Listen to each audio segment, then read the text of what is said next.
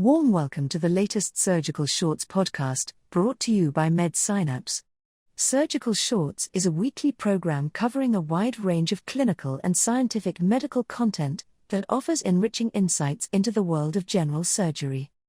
In today's podcast episode, we will discuss details of an observational case control study titled Diagnosis of Silent Coronary Ischemia with Selective Coronary Revascularization might improve 2-year survival of patients with critical limb-threatening ischemia, featured in October 2021 issue of the Journal of Vascular Surgery.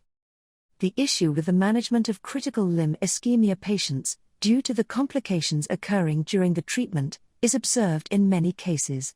Mortality rates are high in patients with coexistence of critical limb-threatening ischemia and coronary artery disease. Treatment of critical limb ischemia by lower extremity revascularization has poor long-term survival in patients with coronary artery disease. It is now possible to identify patients with significant coronary artery stenosis who might benefit from coronary revascularization using a new and non-invasive cardiac diagnostic test, coronary computed tomography-derived fractional flow reserve. This test accurately reflects invasively measured fractional flow reserve and has been shown to be equivalent to coronary computed tomography angiography. This would help cardiovascular team determine whether the diagnosis of silent coronary ischemia before limb salvage surgery with selective postoperative coronary revascularization can reduce the incidence of adverse cardiac events and improve the survival of patients with critical limb-threatening ischemia.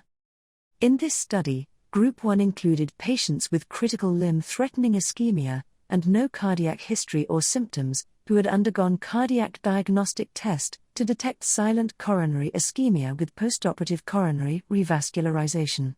Group 2 included patients with standard preoperative cardiac clearance and no elective postoperative coronary revascularization. There were 111 patients in Group 1 and 120 patients in Group 2.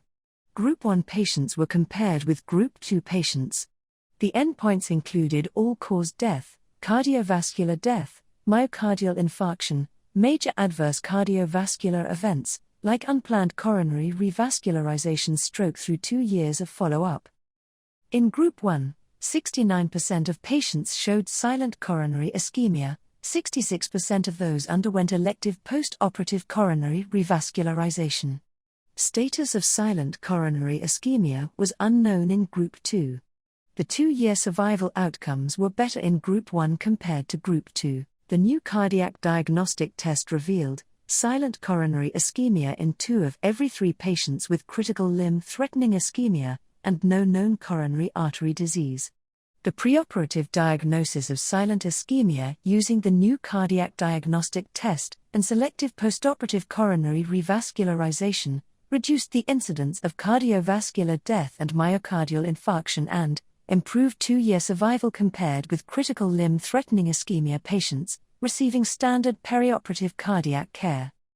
Based on the above discussion, we can conclude that the diagnosis of silent coronary ischemia before limb salvage surgery with selective postoperative coronary revascularization may perhaps improve the 2-year survival of patients with critical limb-threatening ischemia. This concludes our today's Surgical Shorts podcast, brought to you by MedSynapse. Thank you for listening.